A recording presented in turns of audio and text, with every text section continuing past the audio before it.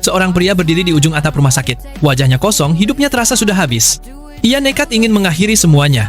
Namun tepat sebelum terlambat, seorang pria berkacamata datang dan meraih tangannya. Dialah pimpinan taksi mewah.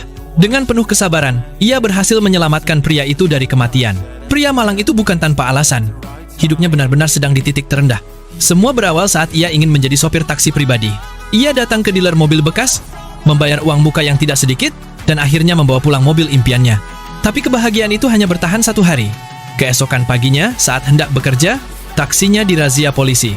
Mobilnya disita, izin taksi dicabut, dan ia justru terjebak utang puluhan ribu dolar ke dealer. Dia mencoba mencari keadilan, ke kantor polisi, ke kantor pemerintahan. Namun tak satu pun yang mau membantu. Karena sejak awal, semua ini memang jebakan. Dealer itu sengaja menjual mobil impor bermasalah, izin taksi yang hampir kedaluarsa, dan kontrak licik yang membuat mereka lepas dari tanggung jawab. Saat ia mendatangi dealer untuk meminta penjelasan, ia justru dipukuli para tukang pukul.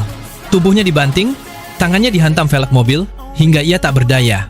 Masalah makin berat. Istrinya sakit-sakitan, dan anak perempuannya baru masuk kuliah butuh biaya besar.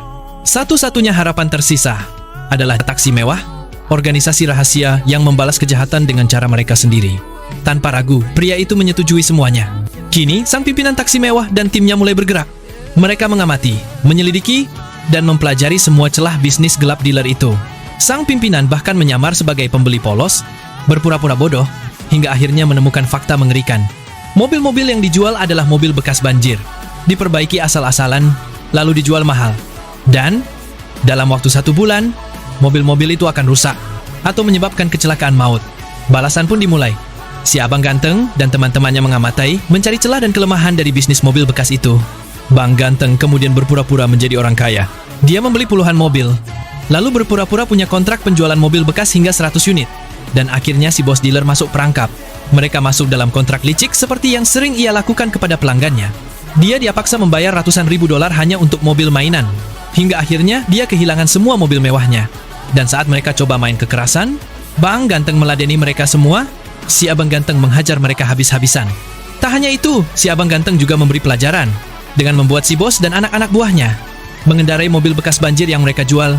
Mobil itu tiba-tiba mengalami kerusakan saat dijalankan. Mobil itu kehilangan rem dan menuruni bukti yang terjal sebelum akhirnya menabrak dan menewaskan mereka semua. Ini, para penjahat itu merasakan akibat perbuatannya. Kita sambung lagi ke part berikutnya. Tetap di sini, di Snack Video.